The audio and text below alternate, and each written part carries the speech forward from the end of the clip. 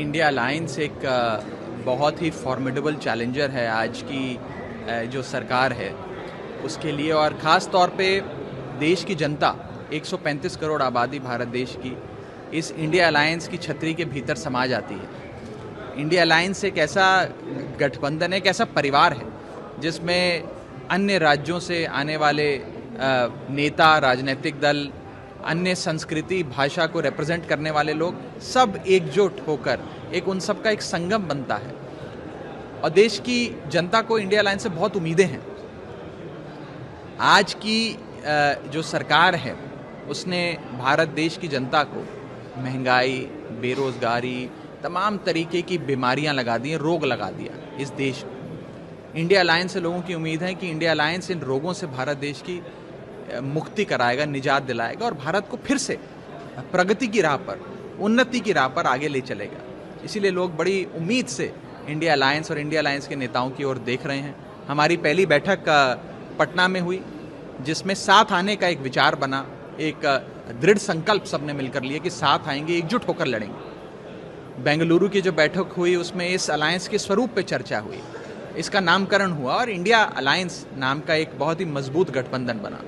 और आज third phase की जो बैठक मुंबई में शुरू हो रही है, इसमें आगे का क्या एजेंडा होगा, क्या हमारे मुद्दे होंगे, हम लोगों तक वो मुद्दे कैसे लेकर जाएंगे, आने वाले समय का कैंपेन कैसे चलेगा, उन सारी चीज़ों पे विस्तार से चर्चा अवश्य होगी।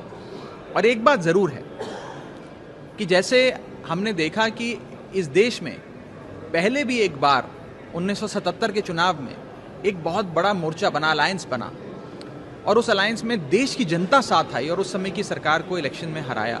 ऐसा ही कुछ आज के दौर में हम देख रहे हैं कि तमाम पॉलिटिकल पार्टियां, लोग देश को बचाने के लिए, लोकतंत्र को बचाने के लिए, संविधान को बचाने के लिए साथ आ रहे हैं और साथ आकर एक अहंकारी हिटलरशाही से चलने वाली सरकार को अवश्य हार मिलेगी और देश की जनता अवश्य जीतेगी।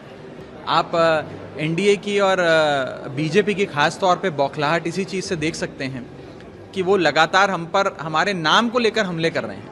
और इतने बड़े बड़े लोग, यहाँ तक कि प्राइम मिनिस्टर ऑफ इंडिया जिन्होंने कॉन्स्टिट्यूशन ऑफ इंडिया के तहत अपना कार्यभार संभाला, इंडियन फ्लैग के नीचे खड़े होकर शपथ ली, प्रेसिडेंट ऑफ इंडिया ने उन्हें शपथ दिलाई, गवर्नमेंट ऑफ इंडिया के वो मुखिया हैं, सरकार में आने के बाद startup India, skill India, make in India, बढ़ेगा इंडिया, खेलो इंडिया, चलेगा इंडिया, न जाने कौन कौन सी स्कीम्स उन्होंने लॉन्च करी, नीतियाँ लॉन्च करी।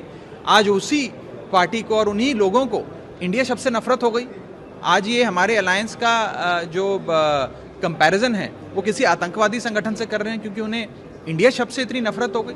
ये नफरत नहीं है, ये उनकी बौखलाहट है। ये लोग डरे हुए हैं, घबराए हुए हैं कि कहीं ये गठबंधन सफल ना हो जाए। और आप देखिए रोज हर प्रकार से बीजेपी यही प्रयास करती है कि अलायंस फेल हो जाए।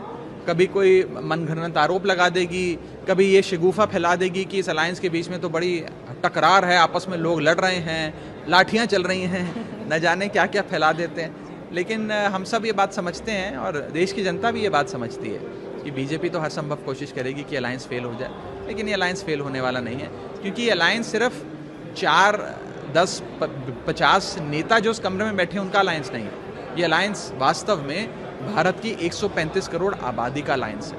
वो आबादी साथ आई है, पूरा देश साथ आया है और उस 135 करोड़ आबादी का एक ही लक्ष्य है कि हमारी आमदनी नहीं बढ़ी, हमारा खर्चा बढ़ता गया, महंगाई बढ़ती रही, हमारे बच्चों को अच्छी नौकरी नहीं मिली, बड़े बुजुर्गों को इलाज नहीं मिल रहा। इन सारी समस्याओं का रोज़मर्रा के जीवन में जिन समस्याओं से इंसान जूझता है उन समस्याओं का हल चाहिए।